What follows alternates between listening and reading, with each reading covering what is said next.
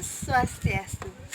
Perkenalkan, nama saya Niputeki Widiani, kelas 11 IPA 1, absen 30. Nah, pada kali ini saya akan membahas mengenai kerangka pada manusia. Nah, ngomong-ngomong tentang kerangka, apa sih itu kerangka? Kerangka adalah dasar ataupun fondasi yang menyusun tubuh manusia, baik dari atas sampai ke bawah. Sama halnya seperti rumah. Rumah pasti memiliki fondasi, ada dasar, ada badannya, dan ada atapnya yang terbuat dari kayu. Sama halnya dengan tubuh manusia. Nah, tubuh manusia itu disusun atas kerangka ataupun tulang.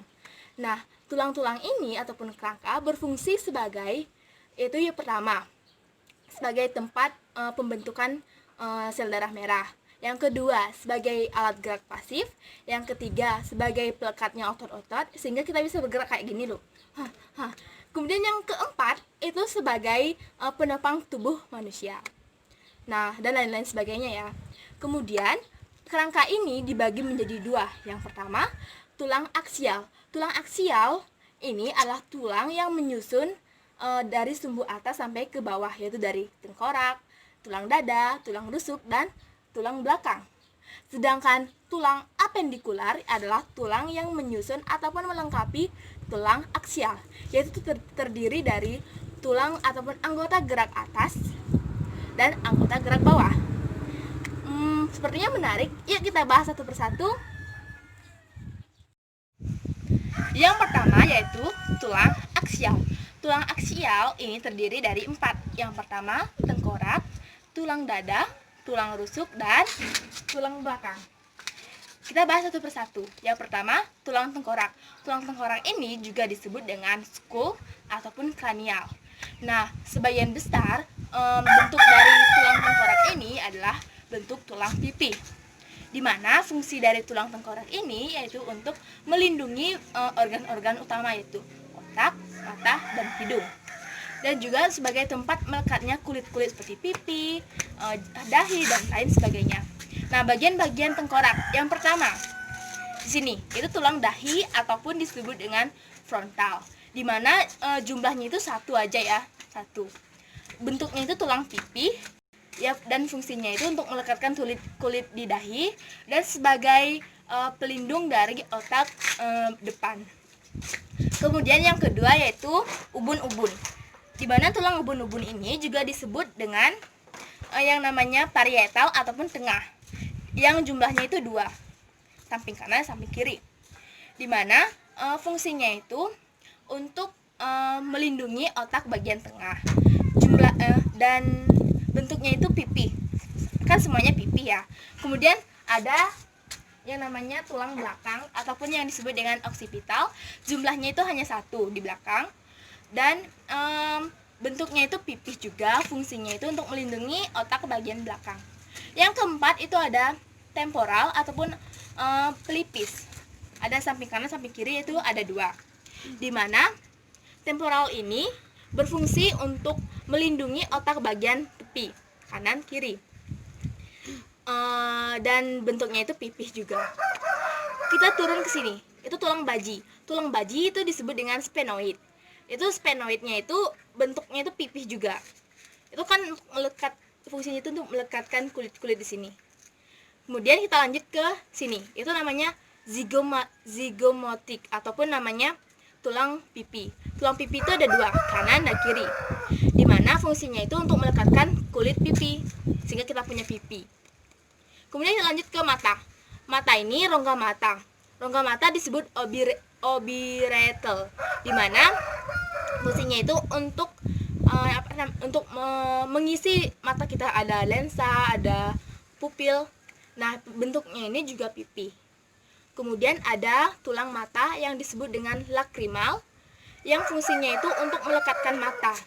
Kemudian ada tulang air mata, yaitu yang disebut dengan laksimal, yang fungsinya untuk sebagai tempat air mata, di mana bentuknya juga pipi. Di sini semuanya itu pipi. Semuanya jumlahnya 2 ya, di matanya itu 2. Kemudian kita turun ke hidung. Tulang hidung ini disebut dengan nasal. Nasal ini fungsinya itu untuk membuat kita itu punya hidung seperti ini. Bentuknya itu pipih juga, pipih. Kemudian kita masuk ke sini, yaitu tulang rahang atas dan rahang bawah. Tulang rahang atas ini disebut dengan maksila. Bentuknya itu juga pipi. Di mana maksila ini fungsinya itu untuk membuat ataupun melindungi bagian atas. Dan yang di bawah atau rahang bawah itu mandibula. Mandibula ini fungsinya itu untuk melindungi yang bagian bawah ini, di mana bentuknya juga pipi. Kemudian yang terakhir di tengkorak itu tulang lidah yang disebut dengan iodium, yang juga sama, yaitu bentuknya pipi, fungsinya untuk memperkuat lidah. Kita masuk ke yang kedua, yaitu tulang belakang. Tulang belakang disebut juga namanya vertebra columnis. Vertebra columnis ini terdiri dari 35 ruas batang. Ruas. Di mana vertebra columnis ini yang pertama yaitu 2 buah tulang apsis, 7 buah tulang leher ataupun namanya cervical, 1 2 3 4 5 6 7, 12 ruas tulang punggung ataupun yang disebut dengan dorsalis, 1 2 3 4 5 6 7 8 9 10 11 12, dan 5 buah tulang pinggang yang disebut dengan lumbalis, dan ada 5 buah tulang selangkang yang disebut dengan sacrum, dan 4 buah tulang ekor yang disebut dengan cogius. Nah, tulang belakang ini bentuknya itu pendek, memendek, yang berbentuk kotak-kotak, di mana fungsinya itu untuk menegakkan tubuh kita dan sebagai tempat pembuatan sel darah merah, karena di sini sebagai sumbernya. Kemudian yang ketiga ada tulang dada. Tulang dada ini berbentuk pipi, di mana fungsinya itu untuk memperkuat bagian depan, untuk melindungi paru-paru, dan tempat nyambungnya tulang rusuk, di mana ada 3 bagian tulang dada. Yang pertama, tulang dadanya itu disebut dengan sternum dalam latinnya. Nah, sternum ini dibagi menjadi 3. Yang pertama ada tulang hulu atau yang disebut dengan manubrium sterni. Kan sterninya itu diambil dari sternum. Manubrium sterni. Kemudian tulang badan yang disebut dengan coprus sterni, dan tulang taju pedang yang terakhir di bawah ini yang disebut dengan xipoid processus. Nah, kita masuk yang keempat, yaitu tulang rusuk. Tulang rusuk juga disebut dengan costai. Nah, costai ini jumlahnya itu ada 12 pasang. Bentuknya ini, semuanya ini itu pipi semua. Nggak mungkin ya ada kotak-kotak. Fungsinya itu secara umum untuk melindungi organ dalam, yang seperti paru-paru, jantung, hati, dan juga memperkuat bagian depan kita agar tidak cepat rusak. Nah, bagian-bagiannya ini yang pertama ada tulang 7 pasang tulang rusuk sejati ataupun yang namanya cervical costai atau costai cervical. Maksud saya namanya vera costae ataupun costa vera. 7 pasang tulang rusuk sejati itu namanya costa vera. Kemudian 3 pasang tulang rusuk palsu yang namanya costae sporia, dan 2 pasang tulang rusuk melayang. Yang terakhir itu ada 2 pasang tulang rusuk melayang yang disebut dengan yang namanya costa fluctuantes. Nah, sekian itu dari tulang aksial. Yang kedua adalah tulang apendikular. Nah, tulang apendikular ini terdiri dari tulang anggota gerak atas yang disebut dengan ekstremitas superior, dan tulang gerak bawah, anggota gerak bawah yang disebut dengan ekstremitas inferior. Yang pertama yaitu adalah tulang bahu, di mana terdiri dari 2, yaitu tulang belikat dan tulang selangka.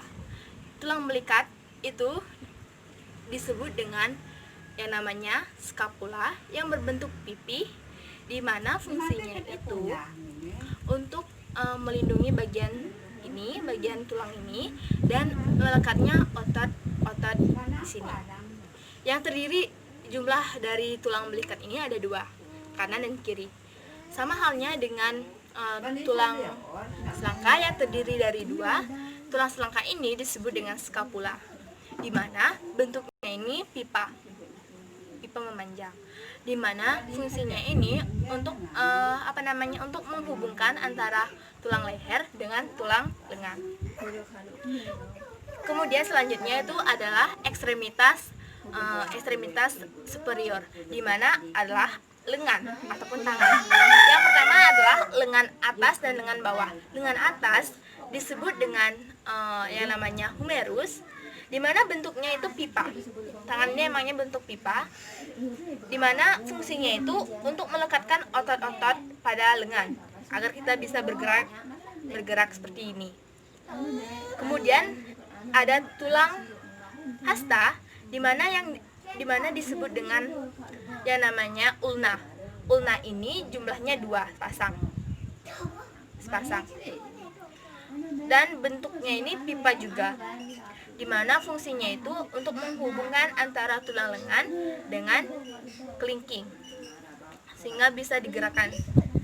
Kemudian yang kedua ada tulang pengupil yang menghubungkan antara lengan dan ibu jari, di mana tulang pengupil ini disebut dengan radius. Bentuknya ini pipa juga.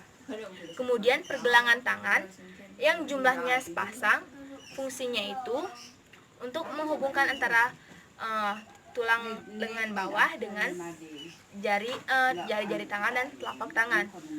Pergelangan tangan ini disebut dengan karpal. Bentuknya itu pendek, tulang pendek. Kemudian telapak tangan disebut dengan metakarpal, bentuknya juga pendek, di mana jumlahnya juga sepasang, kanan dan kiri kanan, di mana fungsinya itu untuk menghubungkan antara pergelangan tangan dan jari, di mana ini tuh biasanya kita kan gunain untuk ambil sesuatu, letaknya sesuatu, dan juga sebagai alat gerak. Kemudian jari-jari tangan yang disebut dengan phalanges manus yang terdiri dari 10 ataupun 2 kali 5, di mana bentuknya itu tulang pendek, dan fungsinya itu untuk melekatkan otot-otot sini, otot-otot jari-jari, dan juga untuk kita menggerakkan sebagai alat gerak aktif. Kemudian yang ketiga adalah tulang panggul ataupun pinggul yang terdiri dari 3, yaitu yang pertama adalah ilium ataupun tulang pinggul yang bentuknya itu pipi, di mana fungsinya itu untuk melindungi usus. Nah, biasanya tulang panggul ini untuk melindungi usus, kantung kemih, dan juga kemaluan. Kemudian ada isium, yaitu tulang kemaluan yang fungsinya itu untuk menaruh kantung kemih dan juga untuk tulang duduk. Kemudian itu adalah pubis yang terakhir, yaitu untuk tulang kemaluan bagian bawah, di mana bentuknya itu sama pipi. Tulang panggul ini memang pipi, fungsinya itu untuk untuk kita duduk, untuk sebagai dasar kita duduk. Jumlahnya itu 1. Kemudian yang untuk iliumnya itu juga 2, isium juga 2. Cuman pubisnya aja cuma 1.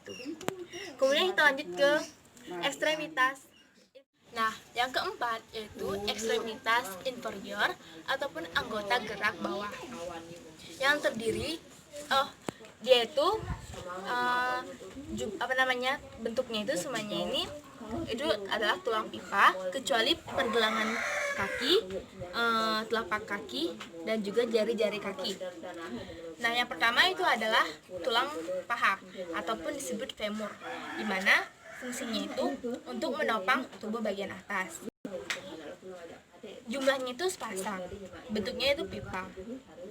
Kemudian ada patella ataupun yang disebut dengan lutut.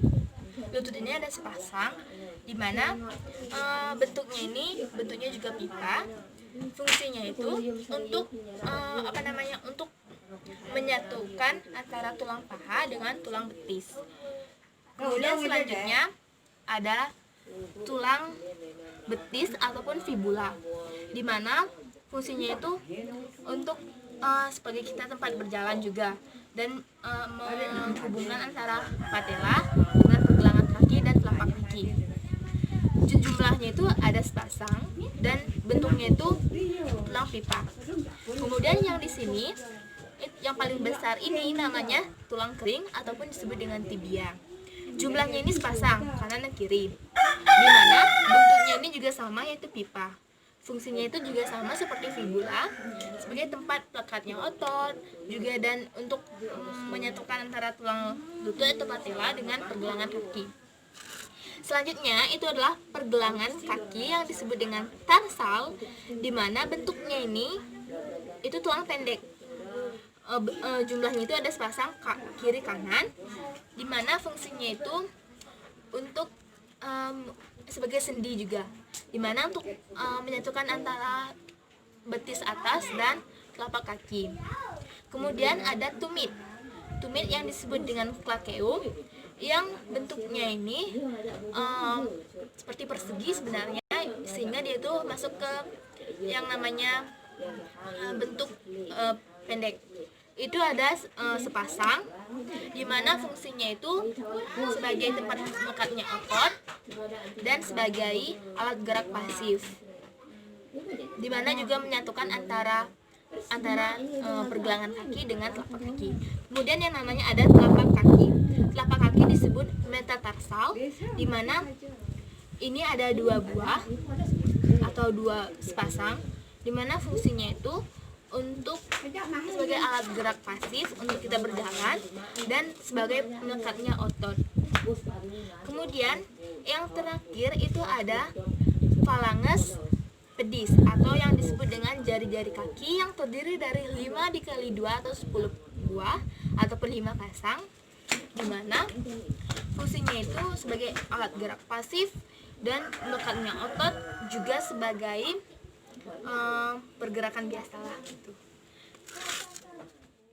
Sekian penjelasan dari saya. Apabila ada salah kata atau penyebutan, susunan, dan lain sebagainya, mohon dimaafkan karena saya agak grogi ya Bu ya. Dan saya akhiri dengan Tarama Santi. Om Santi Santi Santi.